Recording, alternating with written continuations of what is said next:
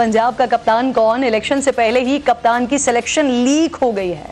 साबिक वजीर आला पंजाब परवेज इलाही ने उर्दू न्यूज को दिए गए इंटरव्यू में दावा किया है कि चेयरमैन पाकिस्तान तहरीके इंसाफ इमरान खान ने उन्हें और उनके साहबजादे मोनिस इलाही को वजारत आला देने का वादा किया है और इस वादे पर पहरा देने के लिए शाह महमूद कुरैशी, फवाद चौधरी और हम्माद अजहर जैसे बड़े रहनुमाओं को पंजाब में टिकट ही जारी नहीं किया। हालांकि शाह महमूद कुरैशी, फवाद चौधरी और हम्माद अजहर खुलकर पंजाब की सीएमशिप के लिए अपनी ख्वाहिश का इजहार कर चुके हैं, लेकिन जब टिकट्स नहीं मिले और सवालात उठे तो फिर तौजी पेश की गई कि खान साहब ने उनको टिकट सिर्फ इसलिए नहीं दिया कि वो उन्हें अपने साथ मरकज में रखना चाहते हैं और अगर परवेज इलाही वजीर आला बने तो उन्हें हैरानी होगी। चंद रोज पहले नाज़रीन खान साहब कह चुके हैं कि उन्होंने अभी तक पंजाब की वजारत आला के लिए किसी का नाम फाइनल नहीं किया है। तो खान साहब ने अगर वाकई उम्मीदवार अपना फाइनल नहीं किया तो परवेज इलाही और मोनिस इलाही से किसने वादा किया है? क्या वाकई खान साहब ने शाह महमूद कुरैशी को, फवाद चौधरी को और हम्माद अजहर को टिकट्स इसलिए नहीं दिए क्योंकि परवेज इलाही को उन पर तरजीह दी गई और ये मामला खुफिया रखा गया? अगर इलेक्शन शेड्यूल दोबारा आता है और टिकट्स दोबारा जारी होते हैं तब भी कप्तान की सिलेक्शन क्या बरकरार रहेगी या पार्टी में तकसीम और दबाव के बाद फैसले बदल सकते हैं? इस पर बात करने के लिए प्रोग्राम में आज मेरे मौजूद मेहमानों में मुझे मुस्लिम लीग नून से निहाल हाशमी साहब ज्वाइन कर रहे हैं, सीनियर रहनुमा है। बहुत शुक्रिया। अस्सलाम वालेकुम सर। आमिर जिया साहब सीनियर एनालिस्ट हैं, मेरे साथ मौजूद हैं। अस्सलाम वालेकुम।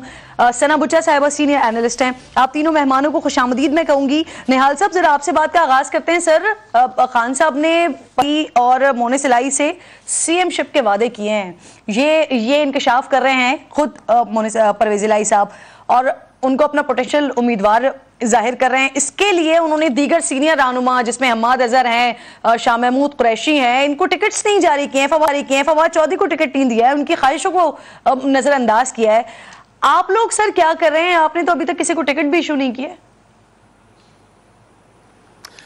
बिस्मिल्लाहिर्रहमानिर्रहीम। खान साहब ने सही सोचा है और ठीक सोचा है कि उनको पता है कि उसके बाद फिर कभी चांस मिले ना मिले, तो उन्होंने सबसे बड़े डाकू को पंजाब को लूटने के लिए कहा कि आप अगर अगले बार आ जाएंगे तो सही तरीके से लूटेंगे। क्योंकि मैं नहीं कह रहा हूँ, ये खान साहब ने कहा कि पाकिस्तान सबसे बड़ा डाकू परवेज इलाही है। शायद उनके नज़र में बुजदार साहब ज़रा छोटे डाकू हों और शायद जो फवाद चौधरी साहब हों वो शायद इतने बड़े डाकू ना हो, तो वो खुद भी यही काम करते हैं। वो कभी घड़ी उठा के बेच देते हैं, कभी कुछ और चीज़ें बेच देते हैं। तो उन्होंने अपना जो जैसा होता है वैसे ही लोग मुंतखब करता है ना, तो वो अपनी जैसा आदमी मुंतखब किया उन्होंने। इसमें आपको ताज्जुब होने की बात नहीं, उनकी आपस की बात है। ये डाकू राज लाना चाहते हैं मगर हम उसको रोकना चाहते हैं और हम इंशाल्लाह रोक के रहेंगे। हमारे साथ जो आएगा वो ऐसा आदमी आएगा कि जो मेट्रो बस बनाएगा, ऑरेंज ट्रेन बनाएगा, पंजाब के हर अजला में रोडें सड़कें बनाएगा, प्लांट के हॉस्पिटल्स बनाएगा, दानिशगाह बनाएगा, कॉलेजेस बनाएगा, यूनिवर्सिटी बनाएगा, फील्ड टू मार्केट के लिए सड़कें बनाएगा, बच्चों को लैपटॉप देगा, रोजगार के मौके बनाएगा, मईशत को बेहतर करेगा। पहले मैदान में उतारने के लिए टिकट्स तो जारी करें, बाद में फिर ये प्लानिंग होगी ना सर। पहले आप लोगों ने तो अभी तक टिकट्स ही जारी नहीं किए। मौका दीजिएगा सर। आमिर जिया साहब, हर मेंबर, ठीक, आमिर जिया साहब, सर परवेज इलाही साहब ने जो इंकशाफ किया है वो ये काम करना जानता है। ठीक सर। सर परवेज इलाही साहब इंकशाफ कर रहे हैं, खान साहब ने वादा किया है उनसे सीएमशिप का। दूसरी तरफ अगर खान साहब का स्टेटमेंट मैं देखती हूं तो वो तो इसीलिए अभी डिस्क्लोज नहीं कर रहे थे या उन्होंने खुद कहा कि उन्होंने फाइनल ही नहीं किया ताकि फड्डा ना पड़े। तो आपको क्या लगता है ये क्या हुआ है? परवेज इलाही साहब को किसने ये कहा होगा तो उन्होंने इतना बड़ा इंकशाफ कर दिया? मुझे मजेदार बात ये कि उर्दू का एक मुहावरा याद आ रहा है, सूत ना कपास जुलाहे से लट्ठम लट्ठा। यानी कि अभी इलेक्शन हुए नहीं और ना कोई हमें आसार नजर आ रहा है और हम जो है चीफ मिनिस्टर के ऊपर कि कौन पंजाब का बनेगा वजीर आला उस पर बहस कर रहे हैं और उसमें परवेज इलाही साहब भी उसके दावेदार हैं और मायूस अरकान भी हैं। तो मेरे ख्याल में ये भी बहुत बहस बात की है। पहला तो सवाल ये कि इलेक्शन होंगे या नहीं होंगे, तो कयास आ रहा है क्या मतलब नजर आ रहा है कि इलेक्शन फिलहाल नहीं होते हुए, ठीक है। क्या अक्टूबर में इलेक्शन होंगे, उस पर भी लोग बहुत सारे जो हैं सवालिया निशान खड़े कर रहे हैं। तो मेरे ख्याल में ये बहस जो है किरण साहिबा कबल वक्त है, लेकिन क्योंकि ये सवाल आपने रखा है। मेरे ख्याल में जो वादा जो ये परवेज इलाही साहब ने अपनी पार्टी को जो इसमें कहते हैं जम किया है पीटीआई के साथ, वो मेरे ख्याल में किसी श्योरिटी पे किया होगा, किसी वादे पे किया होगा।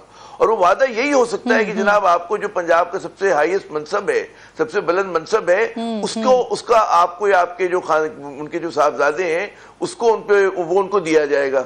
ये मैं क्या सारा ही करूं और उसके अंदर इसकी ठोस वजूहात भी है, वरना कोई और वजह बनती नहीं है। तो ये समझ में आता है कि जब परवेज इलाही साहब ये दावा कर रहे हैं कि जी मुझे या मेरे बेटे को देंगे, तो यकीनन मैं समझता हूँ कि इसमें वजन है उनकी इस बात में।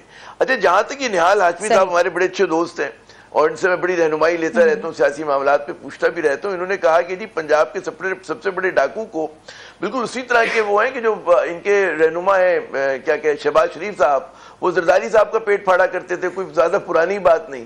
तो हमारे यहाँ सियासतदान जो है इस किस्म की कहते हैं ना बातें करते हैं कि जिससे लोग चौंक पड़े और फिर उनको याद नहीं रहता कि जी हमने पहले क्या कहा था। ना नवाज शरीफ साहब को याद रहता है, ना इमरान खान को याद रहता है, ना शहबाज शरीफ साहब को याद रहता है। सब एक दूसरे को चोर और डाकू कहते हैं। किसने किसको चोर और डाकू नहीं कहा। आप मुझे पता है बिलावल क्या इनकी शान में तारीफें किया करते थे शरीफ खानदान की, याद तो करें उनकी तकरीर। जरदारी साहब क्या तारीफें किया करते थे। और फिर सर ये क्वेश्चन मैं रखूंगी उनके सामने कि क्या ही अच्छा हो अब अगर ये आपस में इत्तेहाद बनाकर हुकूमत में है साथ में, तो एक दूसरे से माफी तलाफी कर लें, एक दूसरे से एक्सक्यूज कर लें। इस पे मैं बात करती हूँ, लेकिन सना साहिबा मैं कहूंगा यानी कि मोहब्बतों का, किरण एक जुमला, मोहब्बतों का ये आलम था कि जब वजीर आजम बने नवाज शरीफ साहब और बेनजीर वहां से गई तो उन्होंने बाकायदा, क्योंकि वो लोग कुत्ते उत्ते पालते थे, तो पूरा उन्होंने कहते पाक करवाया, सोफे के कपड़े बदलवाए, फर्नीचर बदलवाए। तो ये मोहब्बतों का आलम हुआ करता था एक दूसरे के साथ ना।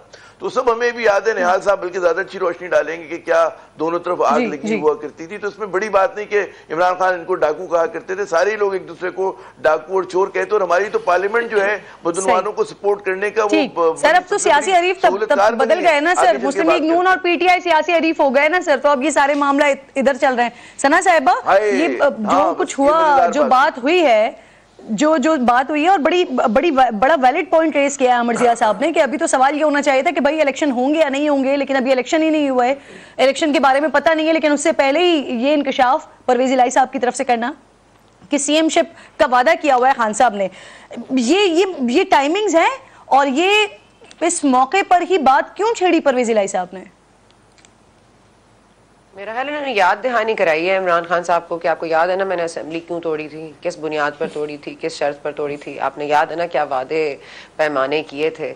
तो मेरा ख्याल है इमरान खान साहब को याद दहानी करवा रहे हैं परवेज इलाही साहब। और परवेज इलाही साहब इसलिए याद दहानी करा रहे हैं क्योंकि इमरान खान साहब का ये एक रिकॉर्ड रहा है कि पहले भी जब उन्होंने सीएम पंजाब चूज़ करना था तो उन्होंने कहा मैं बहुत ज़बरदस्त आदमी लेकर आया हूँ, उसका क्या लेवल होगा और वो क्या करेगा, ज़बरदस्त परफॉर्मेंस होगी, और he comes from the grass roots. और भाई वो कितने, वो उनके घर में तो जनरेटर भी नहीं है, बिजली भी नहीं है, और उसके बाद माशाल्लाह जाते जाते यहाँ पे मेरा ख्याल है बिजली के खंभे भी वो ले ही गए होंगे। तो मेरा ख्याल है कि ये तमाम तर चीजें जो इमरान खान साहब का रिकॉर्ड है वो भी आपके सामने है। ऐसा तो नहीं है कि बहुत सारे पीटीआई के जो लोग हैं उनको वो इस कयास का इजहार कर रहे हैं कि शायद उस्मान बुज़दार साहब को ही दोबारा ये मौका दे दिया जाए, तो इसी वजह से तो परवेज इलाही साहब ने मौका नहीं समझते हुए कि खान साहब को भी क्लैरिटी दे दें और एक ऑन रिकॉर्ड भी चीज आ जाए।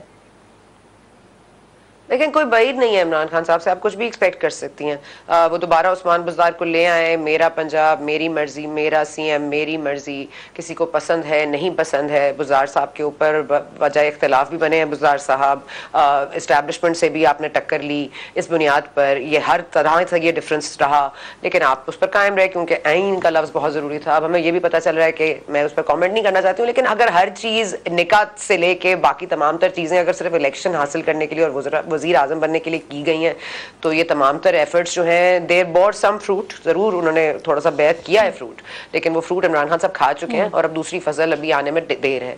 तो ये इलेक्शंस होना ना होना मेरे ख्याल ये सवाल ही नहीं है, इलेक्शंस नहीं होंगे 14 मई को। अब इसके ऊपर कंटेम्प्ट लगेगी, रिव्यू पिटिशन में नजरसानी होगी, कोई रूम स्पेस, कोई स्पेस क्रिएट की जाएगी, कोई यू टर्न ले सकता है, क्योंकि मेरा ख्याल है कि इमरान खान साहब से जी